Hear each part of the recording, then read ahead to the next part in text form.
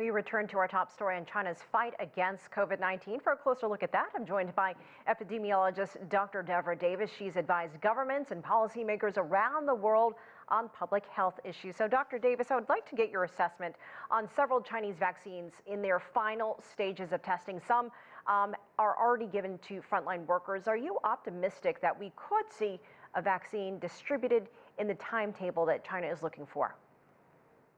Well, I'm cautiously optimistic, but frankly, I'm concerned because we don't have enough safety data in China, and we don't have enough safety data anywhere else in the world either.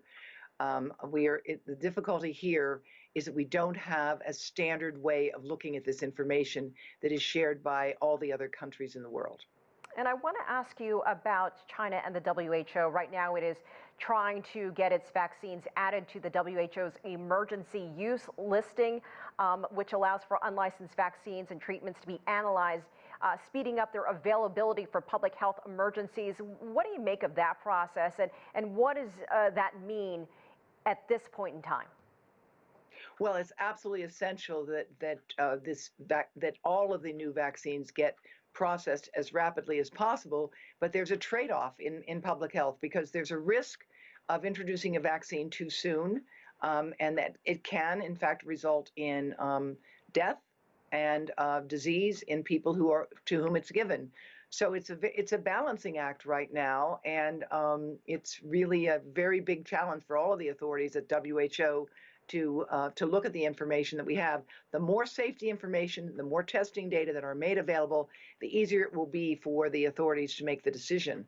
I want to get your take on what we're seeing right now. So many parts of the world are experiencing coronavirus spikes, waves, and here in the United States, the worst could be yet to come.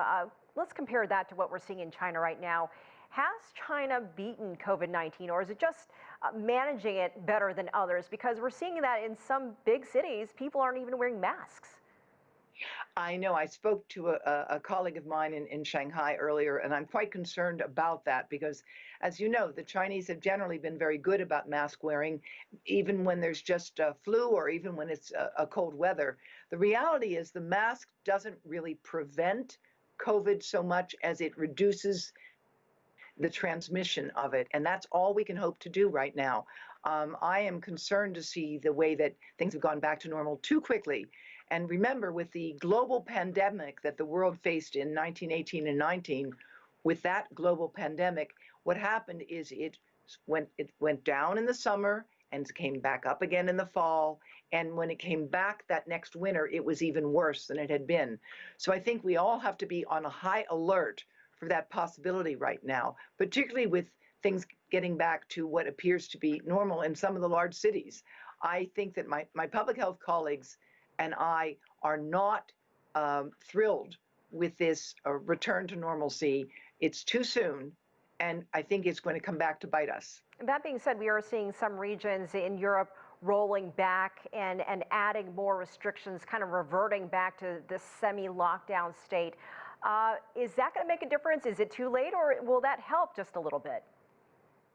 Oh, no, we absolutely know that, for example, what the Germans are about to do now, what the French have actually kept things under pretty tight controls, and that has kept the spread much more reduced in France.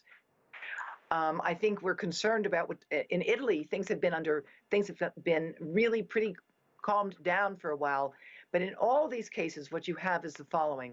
People are going back to being indoors, temperatures are dropping, more time people spend indoors where ventilation is not as good.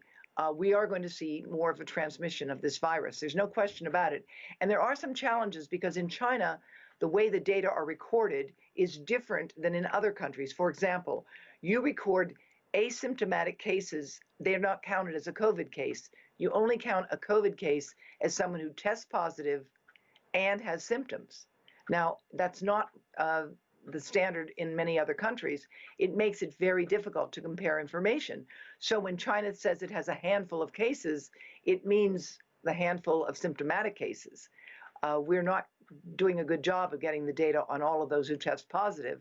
And it's the percent positivity of all tests that really is the thing that tells us what's going on. And right now, for example, in states like Idaho and North Dakota, which are fairly low populated states in the United States, we're seeing very high rates of positivity in the tests. That's worrisome. And again, in China, we have to be quite concerned about that as well.